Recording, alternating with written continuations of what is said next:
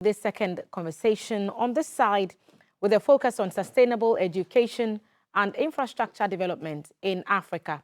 Across the continent, the need for strong education systems and resilient infrastructure is essential to driving growth, reducing inequalities, and ensuring long-term sustainability. Researchers and academics play a key role in shaping the ideas, policies, and innovations that will make this possible. To join us have this conversation, I have two professors at the table. Professor Kwamina Bamfoe, Director of the Sustainable Education and Development Research Center, and Professor Wellington Twala from the Walter Sisulu University in South Africa. Profs, good morning to you both and welcome to our platform. Now we are talking about education and infrastructure. What's the link there? I'll start with you. Very well. Thank you very much, Tema, for this opportunity. Once again, I would like to say hello to your wonderful viewers, viewing us across the world. Basically, what we are discussing is linked to the SDGs, the Sustainable Development Goals. And usually, because of we are primary researchers from the universities in Africa, we decided to look at SDGs that affect our education as well as the infrastructure. There are about 17 of those goals, and one of them talks about education in Goal 4, and the other also focus in infrastructure, where we want to look at resilience in the human settlement. And so those are the two things that we are linking for this year's conference, education and infrastructure itself, and see how we blend them and see whether Africa, we are achieving those targets. You will recall that in 2030, we are going to be climaxing the SDGs. So in less than 5 years from now, we want to see where we have reached in Africa. Okay, but where are we, Professor Twala? Because he's talked so much about where we should be in 2030. That's right. But are we there, and are we on course to get in there if we aren't? Thank you so much, and I'd like to greet all the listeners. I think I always say Ghana is my second home. Oh, well. I don't know, maybe later I will make Ghana my first home. Yes. So, yeah, I think so. Always welcome. Yeah, I think in terms of question, it's quite a question that you need to ask ourselves. So from policymakers, from politicians, we need to ask the questions. Are we there? Then the answer is, we're not yet there. Maybe further to that question now that you need to ask now to say, how far are we from 2030? So if you look in terms of so many African countries, so we're still doing less. So if you look in terms of the conference, the linkages between, education, and you also look in terms of the infrastructure. So one of the things, if you look at in terms of infrastructure, you can go to any country, you find infrastructure is actually become the foundation for development. Ourselves, if you look in terms of our human settlement, so which in our urban space in the African continent, you'll find we've got a lot of informal settlement. The question is, from the researcher's point of view, how can we assist the EPACA process to ensure that as researchers, we're able to link the EPACA infrastructure with regard to research and education, because we need to find solutions. So African solutions which are going to solve our problem.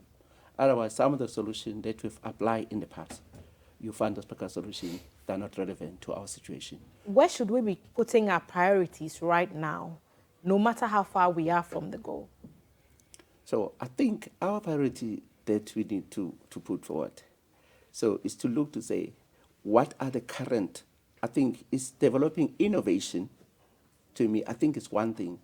So from the research that we have done just over the years, which I think I'm very proud just to be part of that, where we've been developing research that is focusing more on the African continent. So now going forward is, how can we innovate? How can we bring innovation out of particular research just to solve our current problem? So otherwise, if we're still importing that particular technology, it is a serious problem, because as African countries, we don't have enough money to pay for that particular technology. So we may get grants, which may come and assist us, but in terms of sustainability going forward, do we have the money for that? So we don't have that money. So that's why our emphasis in terms of the conference is say, how do we get a local solution? Which is quite funny because time and time again we hear people talk about Africa's vast human resource capital in its people and how we probably have the most youthful population of all the continents. And yet when it comes to financing the dreams of the young population, there is always a wide gap between what could be, what should be, and what would be in that space. So I guess what were the key findings, Prof. Bampo, when it comes to where we are in attaining these development goals, and what solutions have researchers proposed to get us there?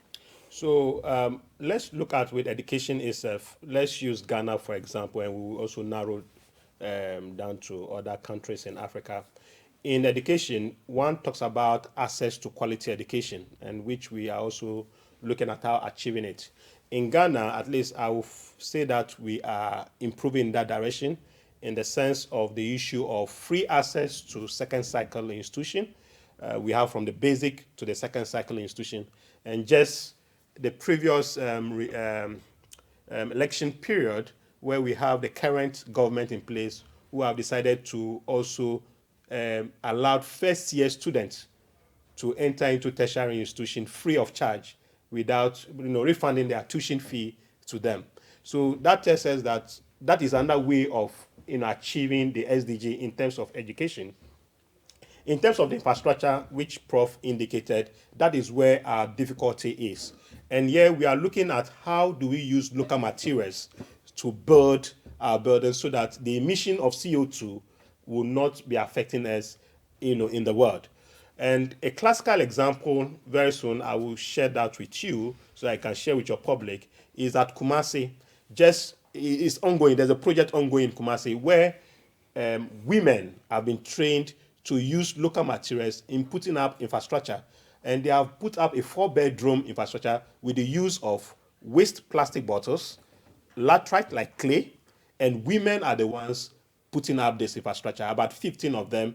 Women who were not even schooled in the building environment. They were not masons or they were not any sort of masons, artisans. but they were just involved in the community. The leader or the chief in that community involved them and tried to train them on how to use their hands. And interestingly, they invited the youth, but the youth did not, take the advantage of it.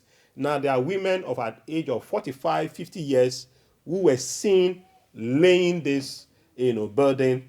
And I was so fascinated. I spent 2 weeks with them, just a couple of weeks ago with them at the site. And it was exciting to see my mothers putting up this infrastructure. And we are trying to model that so that even if the Ministry of Works and Housing can adopt that system to use it, because it's become cheaper, economical. It also reduce the emission of CO2, and this can be replicated in our urban areas or rural communities. And we get rid of the plastics. Exactly. And so that is, in terms of the applied research that we are looking at, and that this conference is going to do in that direction. Okay. Prof. Twala, what will this conference mean and what's the focus? So I think in terms of the focus, ourselves were more as, we're talking about applied research. I think our major focus is over the years. I think we've been carrying the same thing to say, what is our role as African researchers? I need to emphasize that. I think we've been involved in terms of policy development. So many of the researchers, they come from different countries in the African continent. So we've been involved in the development of policies. But what we need to focus on now is on the implementation part.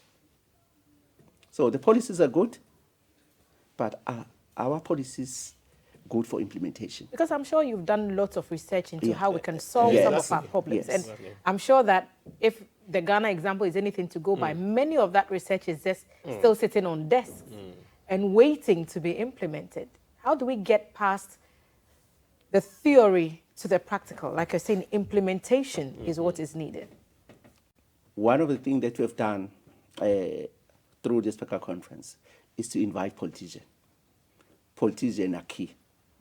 So because in terms of the implementation of the policies, they are the one who are drivers of that. So that's why we encourage the politician to attend our conference so that we move from that theoretical part into the implementation. So from that, we also need in terms of the political will. I think part were technical people, but part of the issue was saying we cannot implement ourselves if there's no political will. I think to us, as Africa, as an African continent, I think the next of our focus, we must focus on the implementation. Okay. One of the things that we normally do in Africa, which are good at, is to review the policies. Yep. After 5 years, we review again, but we don't review the implementation. And the impacts that it has had. That's a good one. Prof, tell us about the conference. Where is it happening, and how can people register to be a part of it? Very well. It's happening this morning at University of Ghana, precisely at the Statistical Auditorium at University of Ghana, that is Legon. And we'll be starting at exactly 10 a.m.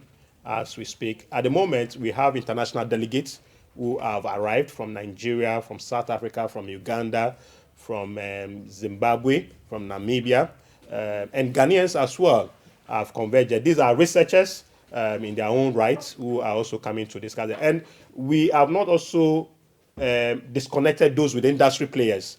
And interestingly, one of our keynote speakers that will be speaking for this conference happens to be the president of the Ghana Real Estate Association, also the chancellor for the Cape Coast Technical University, Dr. James Olinsi, would also be there, as Prof indicated, and as your question demands. These are people who are doing real estate, and he's the leading real estate developer in Ghana. And so he should come and share his thoughts with us, and we, the research, also give him our own thoughts so that we look at the implementation. This time around, our focus is implementation.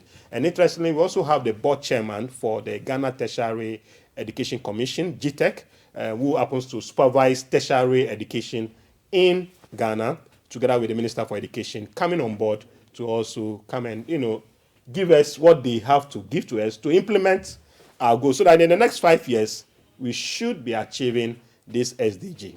Professors, thank you for sitting with me this morning, and we wish you fruitful deliberations at your conference this morning at the University of Ghana Statistical Auditorium at 10 a.m. Meet international delegates and researchers from across the African continent for the upcoming summit, and they are aiming to bridge the gap between sustainable education and infrastructure development in Africa. And researchers and academics will be on hand to answer some of the pressing questions on where we are and how far more we need to travel to attain the SDGs. Professor Kwamina Bamfoeje is the director of the Sustainable Education and Development Research Center, and Professor Wellington Tuala is from the Walter Sisulu University in South Africa. Thank you, Prof, for making time to join us this morning. This is where we take another break, and when we return, there will be more on the show. If it's your birthday, look forward to a shout. Perhaps you will find one in our next segment. Stay with us. We'll be back.